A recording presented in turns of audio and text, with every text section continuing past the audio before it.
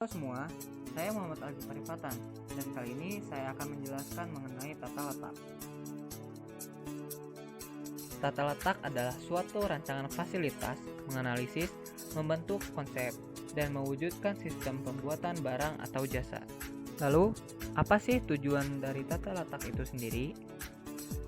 Tujuan dari penyusunan tata letak ada 7. Yang pertama, mempersingkat alur atau proses. Yang kedua, mengoptimalkan dalam menggunakan peralatan dan fasilitas pengendalian bahan baku. Yang ketiga, meminimalisir biaya produksi.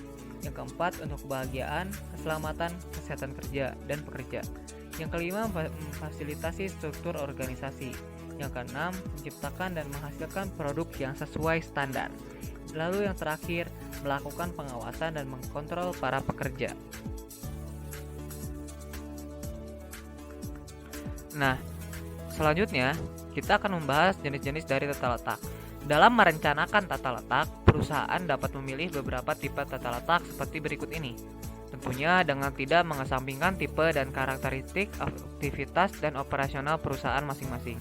Dengan kata lain, tipe tata letak yang cocok dan tetap bagi sebuah perusahaan belum tentu cocok dan tepat bagi perusahaan lainnya. Yang pertama, tata letak proses atau tata letak fungsional.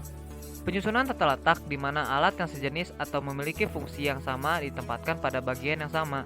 Contohnya, perusahaan pembuat roti, perusahaan mebel, dan bengkel. Selanjutnya, tata letak layout produk. Tata letak ini untuk proses produksi standar dan massal. Contoh perusahaan yang menggunakan tata letak produk ini adalah perusahaan mie instan, perusahaan pemintalan, perusahaan surat kabar, perusahaan semen, dan perusahaan minuman. Selanjutnya yaitu layout kelompok. Yang pertama, layout ini ada layout posisi tetap. Jika dalam layout lain, produk yang bergerak sesuai tahapan produksinya, maka pada tata letak jenis ini justru produk tidak bergerak. Bahan baku dan produksilah yang mendatangi produk. Contohnya yaitu bengkel industri pesawat, kapal, kereta, dan lain-lain. Perusahaan memilih tata letak ini diantaranya adalah karakteristik produk yang tak bisa dipindahkan, yang kedua risiko pemindahan, yang ketiga perlu ketelitian. Lalu ada tata letak kombinasi. Penyusunan pabrik tipe ini adalah berdasarkan pada penggabungan dari proses tata letak, yaitu penyusunan tata letak pabrik menurut pengerjaan komponen benda kerja di mana mesin-mesin atau peralatan-peralatan disusun berdasarkan urutan pengerjaan komponen tertentu. Lalu yang terakhir ada yang namanya tata letak kantor. Istilah tata letak kantor berkaitan dengan desain dan dekorasi kantor. Ini memperhitungkan semua peralatan, persediaan, aksesori, dan desain pengaturan yang diperlukan untuk berfungsinya sebuah kantor. Semua berada dalam ruang lantai yang tersedia sehingga semua prosedur dan personel dapat bekerja secara efisien dan efektif. Dengan kata sederhana, tata letak kantor adalah blueprint dari lantai kantor dan karenanya disebut denah lantai kantor. Setelah tadi kita membahas mengenai jenis-jenis tata letak, lalu adapun prinsip penyusunan tata letak.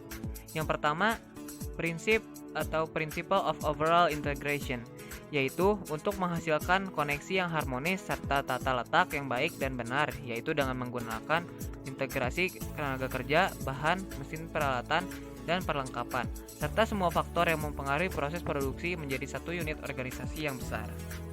Lalu yang kedua yaitu Principle of Minimum Distance Movement. Prinsip ini menerapkan jarak tempuh yang pendek seperti pergerakan tenaga kerja, bahan, barang jadi, dan setengah jadi dapat dihemat dengan mengurangi jarak perpindahan dengan seminimum mungkin. Lalu yang ketiga, Principle of Workflow. Prinsip ini menerapkan cara kerja yang cepat dan lancar tanpa adanya halangan dalam pergerakan bahan, barang, peralatan, serta perlengkapan. Hal ini akan membuat tata letak yang baik dan benar.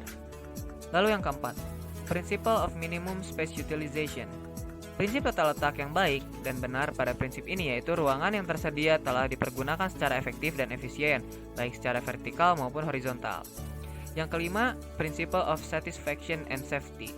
Prinsip tata letak yang baik dan benar pada prinsip ini yaitu membuat rasa puas akan keselamatan dan memberikan rasa aman dengan tidak menimbulkan kecelakaan kerja. Lalu yang keenam dan yang terakhir yaitu adapun faktor-faktor yang mempengaruhi penyusunan tata letak. Ada 5. Yang pertama yaitu jenis produk, yang kedua jenis proses produksi, yang ketiga pertimbangan ergonomis, yang keempat pertimbangan ekonomis, dan yang kelima ketersediaan ruangan dalam fasilitas.